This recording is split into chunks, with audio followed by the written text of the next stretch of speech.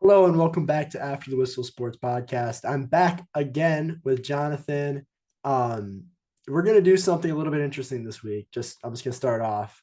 We're gonna do our normal recap Monday afternoon podcast where we go through our biggest takeaways, the biggest games, and of course our rankings for the week. But we're also going to record at least sometime tonight the best bets podcast we usually do at the end of the week. We've struggled to like find time to do that, but we are for sure going to do that at the end of this episode. So they're going to be posted in two separate episodes. I'll probably post the second one, the best bets one, closer to game time, probably like Friday night or Thursday night. But yeah, we should have a lot of content coming out, which is fun. And it's perfectly timed because this is when the season starts to heat up. Like this is we were talking about this before, but this is make or break. Like this is a make or break week. Yeah, this is when we start to focus a little more on resumes and not about just like, oh, who's better than who. Like this is the point in the season when wins and losses start to mean something. And I feel like even just doing my rankings, I haven't checked. I saw yours a little bit for this week, but just looking at my rankings, I started to move teams a little bit more than I usually do. If like I don't know if you guys remember, but the first few weeks I was pretty stagnant with where I placed teams just because I needed to see more data. But at this point, now is when I'm moving teams up completely out of the top 25 or from unranked to like 15th. That's kind of what I'm doing now. So this is like major college football implications, playoff implications this weekend. But let's start first with what happened last week. We had some interesting games. And like the ones I think I want to highlight, just in terms of what I watched in order, was, of course, I watched the Michigan game to start. They won by 21, didn't cover the spread. The spread was, I think, 22 and a half. Yeah, they were right there. Indiana played them close for the first half. Michigan didn't show much on offense. They ran with Blake Corum. Ronnie Bell had 11 receptions for 121 yards. And JJ played one of like I don't know. He played. I feel like he played one of his worst games on the season. He was still 28 for 36 for 300 yards and three touchdowns. That he'll do that. I mean, Yeah, and then not to mention the fact that Michigan's defense was very, very dominant in the second half. To the point where I think the yardage stats for Indiana was like less than like 60 the entire second half. So yeah, and Michigan ended up doubling up in yardage on the game. So final score, Michigan not covering really doesn't indicate how that whole game went. yeah, and just like from somebody who watches a lot of Michigan football, and like I usually rewatch the games too. So I tend to pick up on some of the tendencies that they have. And I notice, and this is something Harbaugh has done basically every stop he's been at, but I think it was out of a single back formation lined up to either side of the quarterback. Michigan ran the ball 19 out of 20 times out of that set. When Jesus. when there's when there was a running back in the game, I think they ran it total like 24 times out of like 26 or something out of those sets. And so some people, like I was watching Joe Klatt, who's now a resident Michigan advisor because Michigan's always on Big Noon Kickoff, but Hmm. he was saying that he was basically calling the plays before they happened because of what the set Michigan ran. And I've seen people on Twitter say, "Oh, like this is just dry offensive play calling. Like we have two new coordinators this year, Matt Weiss and Sharon Moore. Like what's doing this?" I've got a different take on it, and I think that's just because I've seen Harbaugh coach these teams a lot. Like this is what he does. Like there are some teams like Ohio State, Alabama, and Georgia who can throw different stuff at every team each week and still just beat everyone. But Michigan can't afford to do that. Like they need to game plan and create tendencies that they can then break against the Penn States and the Ohio States. So a couple takeaways based off of what you just said. First of all, you mentioned Clapp being like a resident Michigan advisor, and like when you go to that many games and your job is to analyze what's going on in the game, and this is now the third week in a row that you've seen a team, I would expect that an analyst would pick up on a lot of stuff that they do out of certain formations. Second of all, Michigan's 6-0. They're 3-0 in conference play. You can say the Maryland game was close. Michigan never really was going to lose that one. They scored a garbage time. They scored a garbage time touchdown with 3 seconds. It was never really out of hand. They dominated Iowa. They dominated Indiana in the second half. If Michigan is being predictable right now, I think it is because that Harbaugh and the offensive coordinators don't want to show all their cards when they don't have to. That's what I'm saying. And this is Harbaugh does this. This is not like, oh, this is a new offensive coordinator. This is Harbaugh at every stop he's been at. Like, first of all, like their offense hasn't been bad in any of the games they've played. It's been pretty good. And honestly, like looking at it, Blake Corum averaging only 5 yards a carry might be his worst game of the season for him, which would be a really good game for pretty much any other running back in the country. But I think that this weekend against Penn State, and we'll obviously get more in depth to that game, but you are probably going to see Michigan do a lot of things that they haven't done yet this season. Yeah, I'm really thinking that this is a game, especially at home. Like again, they played the last 2 games on the road, and I know that the opponents, like both Iowa and Indiana, have problems with their teams, and they aren't the strongest teams. But anytime you play 2 back-to-back games on the road before a really big matchup, like that's kind of the stuff you're going to see. Like you are going to see winning the game, ball control football, and you don't want to turn the ball over. That's one thing you don't want to do on the road against an inferior opponent, and you don't want to throw everything you got, right? Because then that sets you up very poorly for the future games against teams that you need to win in. And I think they successfully did that. Again, there are some worries still with this team. The passing offense in the first half, at least, I still think it's not what it should be. It's still a work in progress. Yeah. And listen, Penn State, and we'll talk about this when we go into the games, but Penn State will force Michigan to throw the ball. They play heavy man-to-man coverage on the outside. And they have good cornerbacks, but you can have the best cornerbacks in the world, and we've seen this with really, really good teams. And with the way that modern football works, if you play heavy man-to-man coverage and you have a quarterback who can throw the ball, you can beat them. And so that's what I'm looking to see out of this game. Yeah, with Penn State, it's really just like the fact that like their corners are so good. Joey Porter is going to be a first-round pick, and they have a freshman in I'm forgetting his Kalen King. That's who it is. Who I believe is like the #1 graded corner on PFF this year as a redshirt freshman. But I also think that's because like those I've seen those stats and I like those make sense. But they also play like the most man-to-man bump coverage, maybe. Yeah. So and also like good like Michigan has good wide receivers that can beat that. So like if Penn State does make this a game and does win this game, it's probably because their defensive line, which is also very good, is getting in the backfield, making JJ uncomfortable. Yeah, I don't want to go too far. That's probably my bad.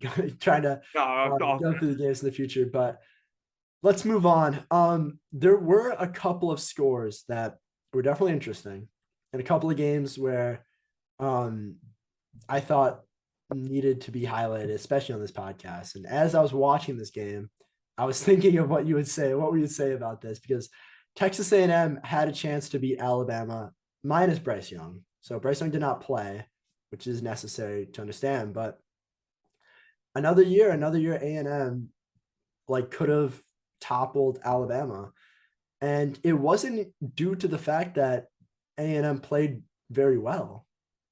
I just think Alabama did not show up as they normally showed up.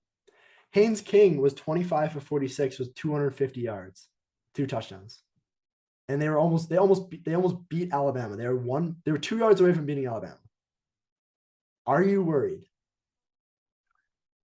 A&M was outgained by 70 yards.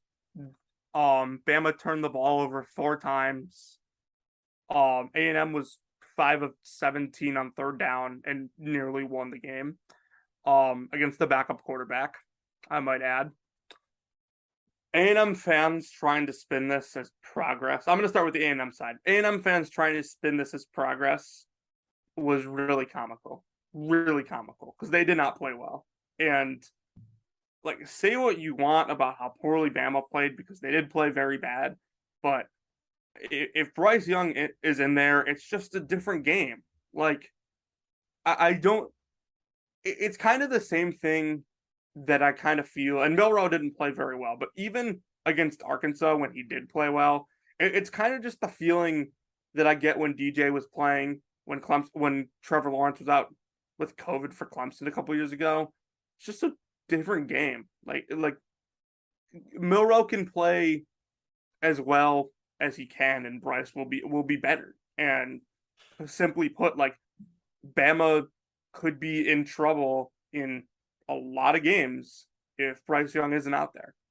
Yeah, and if we want to pick and choose kind of besides the Bryce Young thing, where the weaknesses stood out for Alabama, um, it was something that we said maybe every single week up until this point about this team is that I don't know who on the outside at the receiver position is the playmaker. Mm-hmm. And if you look at what they did, I mean, Jermaine Burton, 3 receptions, 48 yards, and a touchdown, was the leading receiver for the team, by the way. He's fine. But So last I don't think this is due to Bryce Young. Like I don't think these throw passing numbers are due to the fact that it was Jalen Monroe instead of Bryce Young. Like I think this has been a problem. interesting. So last week when Bryce was in there to start the game against Arkansas, the first drive they hit a 41-yard pass to Kobe Prentice. Go back to Texas. Go back to the Texas game. We had the same complaints about the second drive, 47-yard touchdown to Prentice. On the third drive, they didn't hit a big play on this drive, but they moved the ball pretty well. They moved the ball 80 yards on this drive. So, oh no, they hit a 53-yard pass to Isaiah Bond. So I do think part of that is that Bryce isn't in there because Bryce has just go back to the Texas game. Their leading receiver was Jahmyr Gibbs, the running back. They also were very injured during that game at receiver. That is true. But I mean, Ja'Cory Brooks still played. Prentice played. Here's the thing, like I think that once Bryce comes back, like I don't think Bama's as explosive right now as they want to be. You're absolutely right about that, especially in the what I'm saying is who steps away. Jermaine Burton is not the guy there. And no, but Burton's never been a deep threat. I think it's going to have to be Kobe Prentice when Bryce comes back. But they're like, it's the fact that like when Milroe's in there, they're not even like a threat to hit a big pass. Everything's on the ground. But like, okay, so let's say Prentice does step up. First of all, true freshman wide receiver. Yeah. First of all, he's played well, but like if we're talking about real game changers, like he was a top 100 recruit, but he was like the 75th recruit. Like, yeah, he's not an Alabama. He's not an Ohio State wide receiver. No, they don't have Ohio State guys. So my question is, on the season, he's got 17 receptions for 212 yards and a touchdown. And a lot of these are off big plays because he's averaging 12.5 yards per reception. Yeah, it's a lot. So my question is, when you go up against these SEC cornerbacks, like they have with Texas A&M recently, who's got a very good secondary, like who do you lean towards even with Bryce Young? Because going back to the Texas game, we said who's going to step up at wide receiver, and I expected guys to step up, and I know there's been injuries. Who else? Who else before the playoff are you even like worried about like Bama's team, like wide receivers creating separation? Like I've seen Georgia, like their corners are probably the weakest part of their defense, and like people will say the name Kelee Ringo, but Ringo is like really over aggressive and gets penalized a lot. So like are Georgia's cornerbacks better than A&M's? Probably, but like, and again, like Alabama struggled to move the ball. Again, like Bryce is going to be in there instead of Milroe. Are Georgia's cornerbacks better than Texas's? Are Georgia's corners better than Texas's? Yes. Yeah, but Texas second is better. And you watched that Alabama game just like I did against Texas earlier in the season. Yeah, no, this is a big team. The ball. They're going to figure it out. They've always got first-round wide receivers. People take that for granted. People do. People just assume that they're gonna rebuild at wide receiver just like they rebuild at every other position. I will say I don't think that's gonna happen. I will say that I've been a little disappointed in Ja'Cory Brooks because like after what he did at the end of the year as a freshman last year, I thought he was going to be this like super explosive player for them, and he hasn't been. I assumed Brooks was going to be the guy.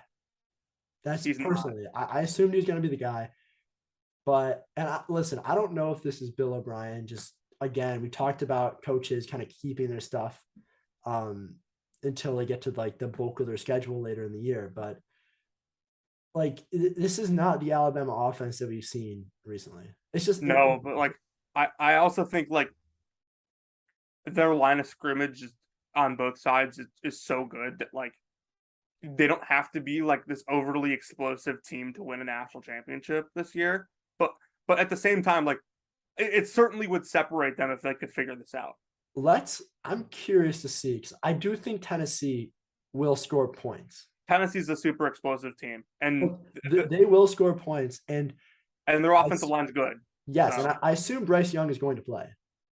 Yeah, I mean he has to, otherwise, like they're going to be in trouble. And I think that Alabama will need to score 30 points. Like I think that's probably if they want to win the game, they have to score 30 points.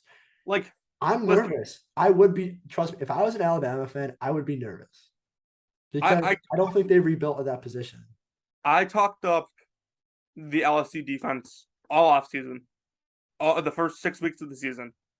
And I know there were some fluke plays like Tennessee, LSU muffed the kickoff and stuff like that. But Tennessee scored 40 points and had 502 yards of offense. And they'll score. And let's look at Alabama's schedule in terms of like them needing to achieve what they need to achieve on offense. They got Tennessee on the road next week. That's the big one. Then they have Mississippi State at home. Then they have LSU, and then they're on the road at Ole Miss. I mean, you have to score points in those games. You do. And Mississippi State. So honestly, like looking at their schedule, like I don't think they're going to lose to Tennessee if Bryce is in there. I don't. I like Tennessee a lot. I don't think their defense is at the level that they can win that game with Bryce is in there. Milrose in there, completely different story. But Mississippi State, honestly, the way they've been playing, little worrying because Will Rogers has been the best deep passer in the country this year. Not sure if that's the country or the SEC, but it's one of the two. Mississippi State does have explosive players on the outside. They run the ball well, and their defense is better than people will give it credit for. So I agree. I do agree. I know that. Sorry, I know that game is at Alabama, and Bama's lost. I want to say like 6 games at home since 2008 under Saban. But like, if you go back and like look at like the history of the quarterbacks that have beaten Saban at home and like the offenses that have beaten Saban at home, like Mississippi State, like kind of fits that criteria. Yeah, and also the one I'm highlighting, and this is looking at the I'm highlighting Ole Miss because I do think their defense is actually really good. Like I think that unit is pretty solid. And we know what Ole Miss is going to do. And we know Lane Kiffin's going to put points on the board no matter how he does it. And so, again, I'm not super worried about Alabama, but I wouldn't be surprised if they play more old school Nick Saban, control the ball, especially in these type of matchups where you might get like you're going to get a ton of offensive possessions where you just like keep Hendon Hooker off the field for exactly. Yeah, you only give him 24, 25 minutes. Yeah, we are going to see some old school Saban. That's my prediction for the next few weeks. And like ball control football. I think they can maybe, if they do go to that, they can maybe take it kind of up a notch and still play that old style, run the ball, like physical line play, really good linebackers type of stuff. Because like on third down, like Jahmyr Gibbs is such a threat at catching the ball out of the backfield that like you can on third down like get tricky with him and throw these screens and Texas routes over the middle with him. Yeah. Let's move on. Let's see. What other matches want to highlight? Some of these games were very close, but ended up with scores that were a little bit deceiving. I think one of those, like Oklahoma State, Texas Tech. Oklahoma State ended up winning, but I mean, Texas Tech was definitely in this game. Aaron Morton, who is the freshman quarterback for Texas Tech, was like hobbling off the field basically, like every pretty highly recruited kid, by the way. Yeah, no, but he was literally like hobbling onto the field and they kept running him. And I was like, don't run him out there. Don't run him out there. What are you guys doing?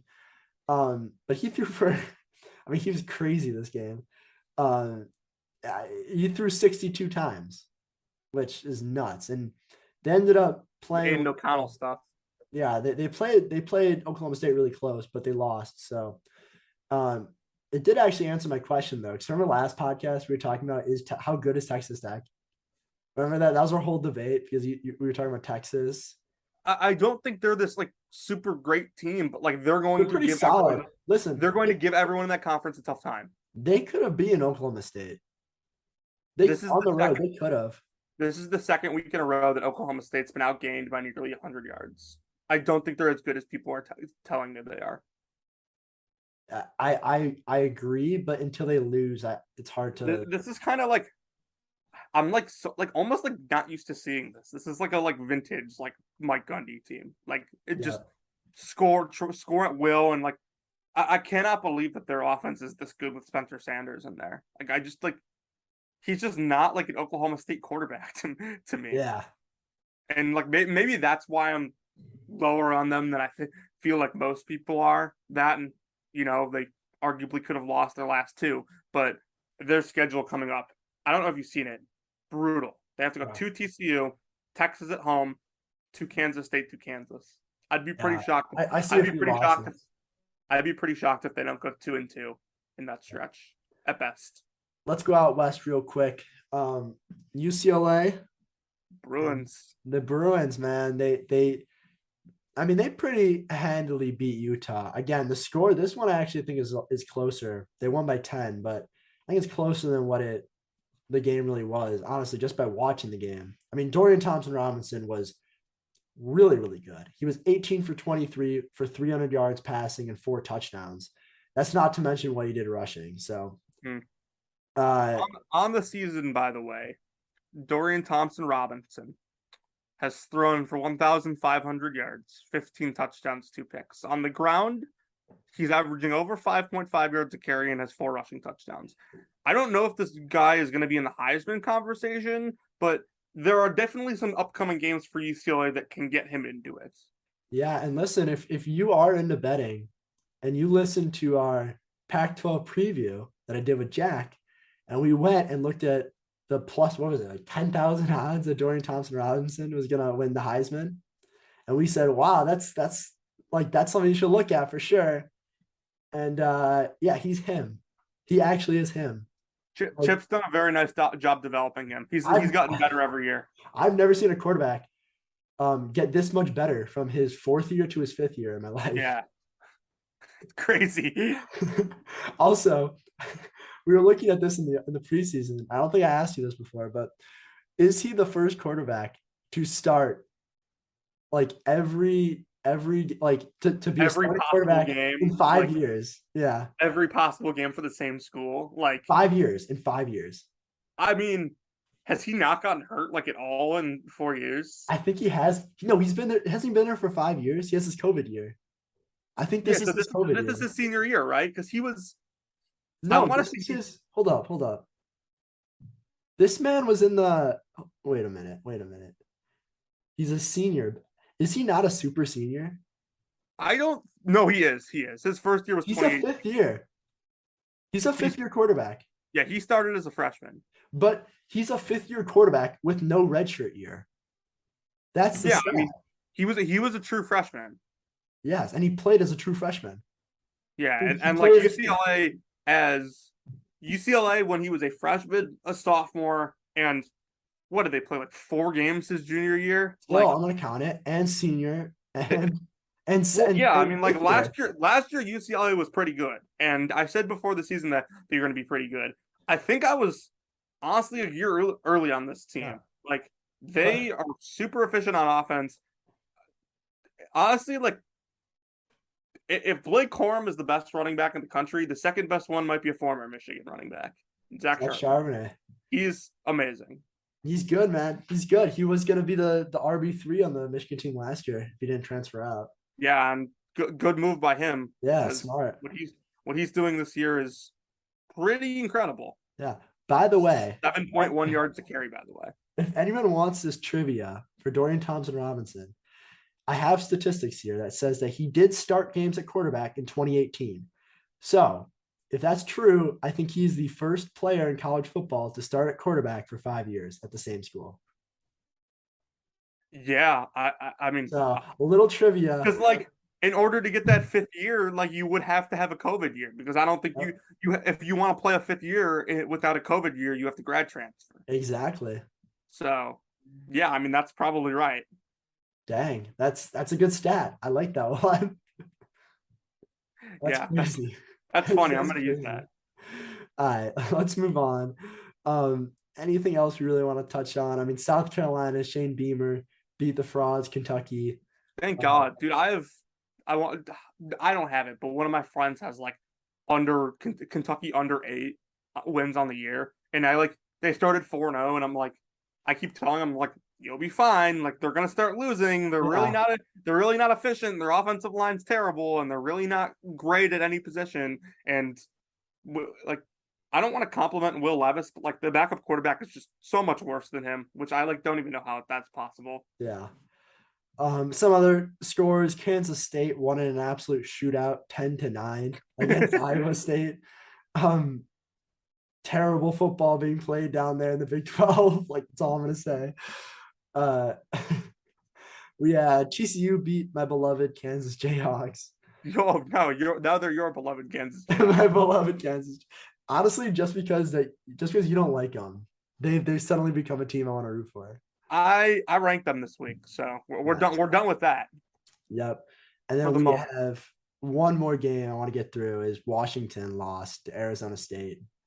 Um, Very sad day, but Bad, hey, very hey, bad. interim coaches went 5-0 this week, so That's good for the culture. That is good yeah. for the interim coach culture. All right. Also, real quick before we get into our top 25, I want to mention that I'm changing my pick to win the Big Ten West for probably the fourth straight week. Nice. I'm officially on the Wisconsin train now. Wow.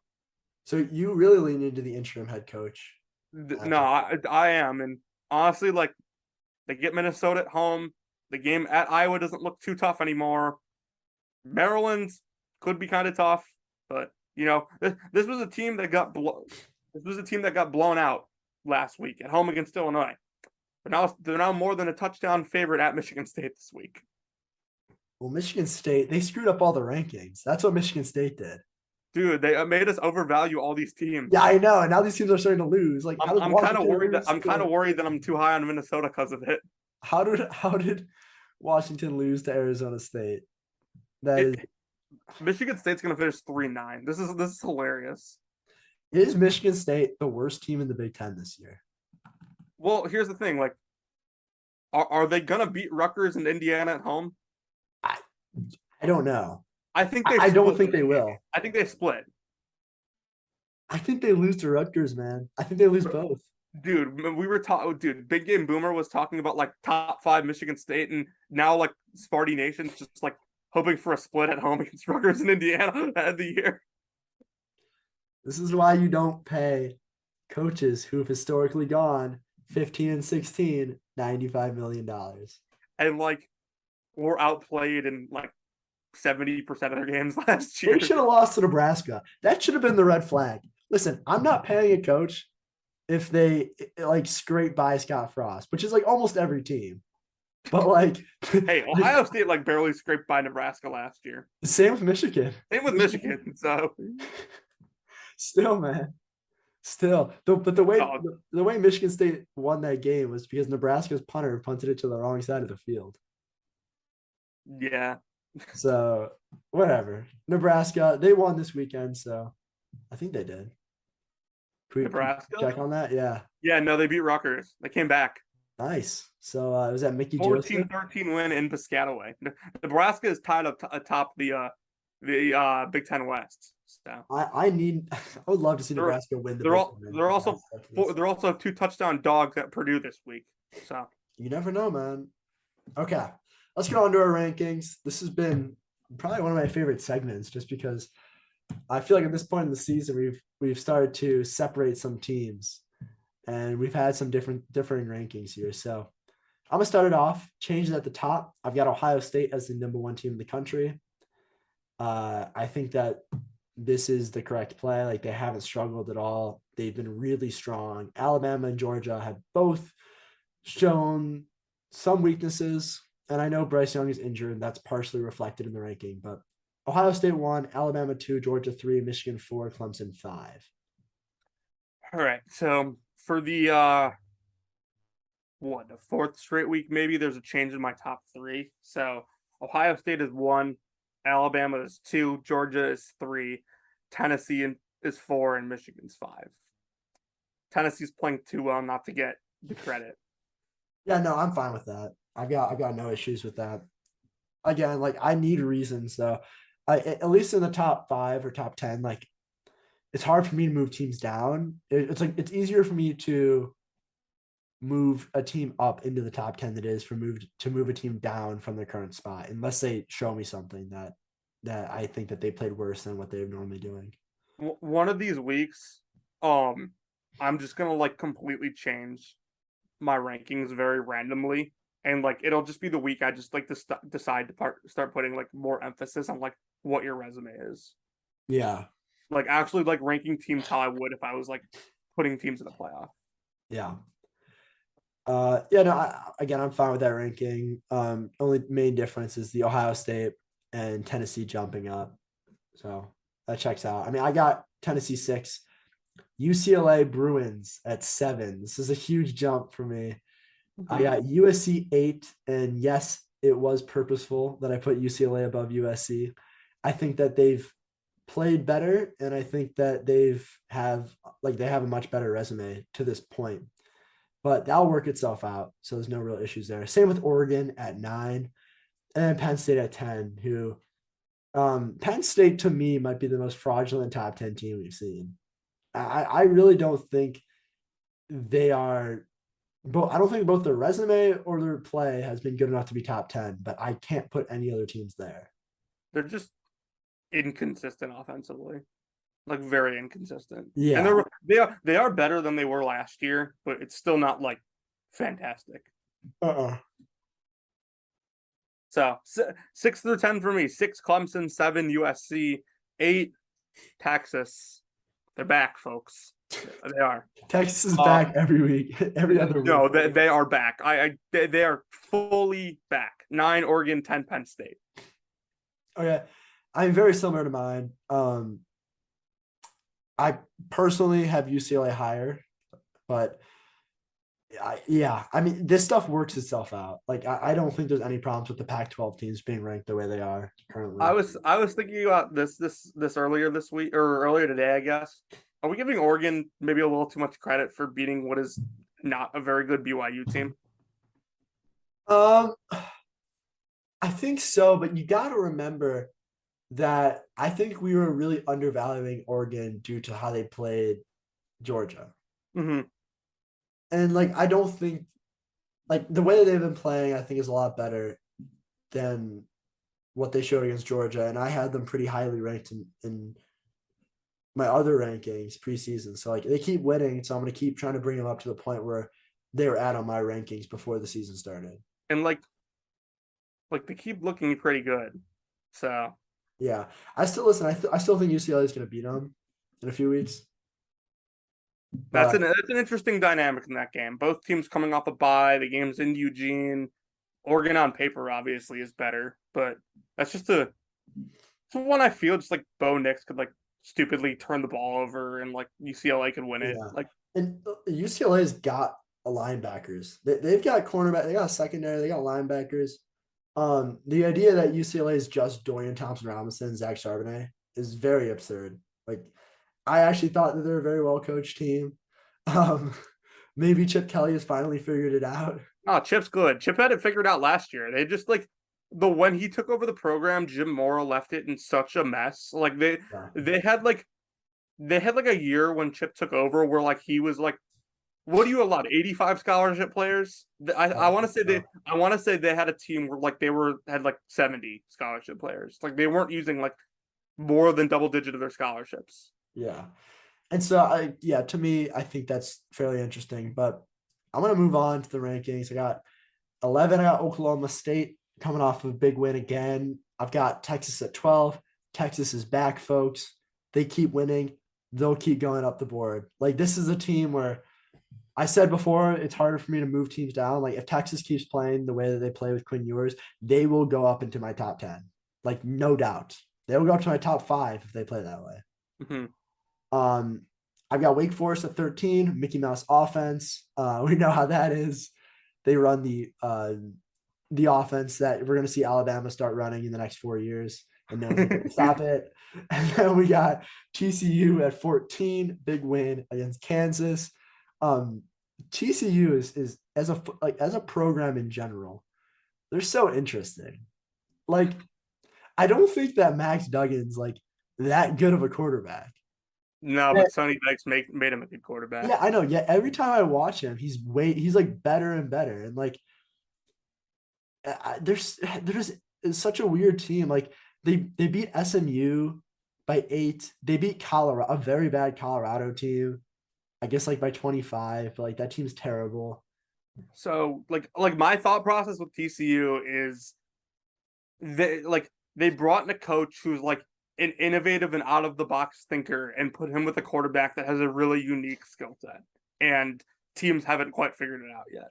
But we haven't even seen Quentin Johnson. Dude, Like, he was unreal against Kansas. no, he was really good against Kansas, but like he wasn't crazy like that against Oklahoma or SMU. No, he's been kind of quiet this season, but like just like based on like his traits, like his physical like ability, like he's my wide receiver 2 in this next draft. I mean, yeah, to me, it was one of the most talented wide receivers in the country. But that's kind of like that's not a knock on TCU. It's more of oh, this is like they haven't even got him super involved, and when they do, like they're really tough to beat, Yeah. at least through the air. Let's see. Yeah, TCU at 14 for you? yeah, and at 15, I got Mississippi State. Okay, so pretty similar here outside of one. I have UCLA at 11. Um, very close. Like I almost put him ahead of Penn State, but you know, we'll see. Penn State plays bad against Michigan. UCLA is in the top 10. Oklahoma State 12. Still kind of skeptical about them. 13 TCU. 14. I moved Minnesota down, even though they had a bye week, but we'll see what they bring. I still like them a lot. And then 15 Mississippi State, who I am ready to declare the second best team in the SEC West. Nice. I like that. I really like these. Like I said, like for the last few weeks that once you get to like 11 through 16 or 17, like it starts to get a little bit sketchy. But Yeah. I actually think that these teams have created their own tier and really like they've created a really solid tier. So Yeah, this like Oklahoma State, like TCU, Miss State, Wake Forest kind of vibe. yeah, We can put Ole Miss in there, even though yeah, they're I'll undefeated. put Ole Miss in there. Mm-hmm. So 16, I got Ole Miss. Mm-hmm. Again, like the lane train doesn't stop. Like he's that guy. Uh, They the can't win team's 10 games again. the team's good. And listen, their defense is really good. Like if you want to watch guys flying around, they have a ton of transfers out there. Like you got to watch Ole Miss's defense. Like those guys are, and it's so interesting because of how fast Ole Miss plays, and their defense should be like tired out all the time, like always on the field. But like, Yeah. they're good. They are really like one of the to me one of the most underrated units. But I've got Baylor at 17. I won't move them. This is probably bad, but I won't move Baylor. I've got Kansas State 18, Illinois at 19. They won again. I've got Kansas at 20. Very similar to last week. So my thing with Ole Miss is I kind of want to see Dart do it against a good team when they can't run the ball. And like they had a little trouble running it against Kentucky, but like I think Quinshon Judkins is their number one running back. Like So he is better than Zach Evans, as good as Zach Evans is. And that kid's a true freshman, by the way. So I have Wake Forest at 16, 17 Ole Miss, 18 Kansas State, Utah I have at 19. I still kind of like them, and then 20 Illinois. Yeah. Illinois, by the way, without Tommy DeVito for a little bit, I think. So upsetting because they were looking really good. Yeah, I mean, it's not like their offense was. they got Minnesota at home this week, and just having to play Arthur Sitkowski against that team is going to be a tough look. This man Arthur I feel like he always finds his way to like get in games that matter. I don't know, like even at Rutgers, uh, like they had like he's just I not mean, good. it was I'm him trying and to find ways to say he's not good. it was him and Noah Vedral just like battling it out for a little while. Like, how are you a Big Ten football team who can't field the quarterback better than Stitowski and Noah Vedral? It's Rutgers. Like I don't know what else to tell you. Like they are getting better players now. I'm not sure how. They're not though. They're actually not getting. I told you this a little bit ago. NIL is killing them. Like they are not getting better players. They were like before like when Shiano first got there and They like recruited. NIL wasn't in play yet. Like they were getting like some like solid athletes. Yeah. To, Gavin Wimsatt. Gavin Wimsatt. got to figure it out. Okay, let's continue. Syracuse at 21. Very quiet team. Like They had a bye this past week, I want to say. but still, like this team has not been talked about. And like people know Sean Tucker, but I don't think they understand how good this Syracuse team is, like even kind of taking him out of the equation. They've just they're gonna beat NC State this week. They've got a good squad. I agree. I got Utah at 22. I've got Minnesota at 23. And then these last two, listen, like I haven't given much love this whole season to these group of 5 teams. Deservingly so. I thought I needed to highlight just a few. So San Jose State, out of the Sun Belt, San Jose Mountain West. The Mountain West is brutal this year, by the way. Mm-hmm. Not usually this bad, but they're solid. I think they got some problems they're going through. Like San Diego State and Fresno State both have injuries at the quarterback position. Who else am I missing? And Boise State's just been terrible. Like no other way around it. If you look at San Jose State, like they've crushed a lot, like all the group of 5 opponents. They lost at Auburn 24-16 in a close game. They beat up on Western Michigan, who's a pretty good team. Like, I don't know. I think they're not terrible. And like if you look at their schedule, like I do think they have a good chance of winning all these other games. And so who's their one loss? Because they're 4-1, Auburn, right? They lost to Auburn by 8. Oh, that's not terrible. No, it's not terrible at all. Like they're actually a really solid team. Like I think they're gonna win this conference. Yeah, I think I would agree there. And like they definitely have a chance of winning like 9 games. They were in the conference title game a couple years ago. They were. This is starting to become. Who I don't know who their head coach is, but like might have to give them a look. Like they're not bad. Like they're actually a very good team. Like yeah, I really got no problems with them. Like again, their team stats as a whole, like they don't rush it very well. Like they have a really solid passing attack. But yeah, like, they're an interesting team, and they've only lost 1 game. And I personally think that they're going to keep winning. So I'm gonna put them in because I don't want to forget about them when they're sitting there with like 9 wins. All right. And at 25, we got Coastal Carolina.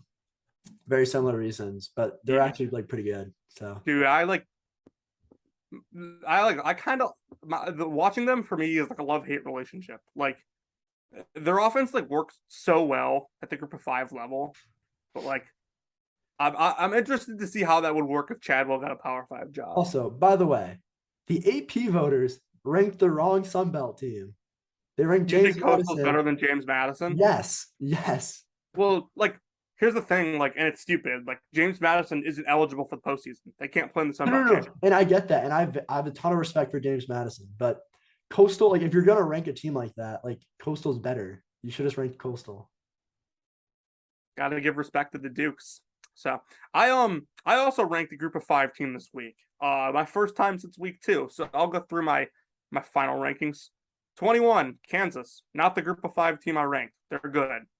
Got a chance to kind of watch the highlights of that game. They outgained TCU. They didn't win, but I thought they earned a ranking in my poll this week.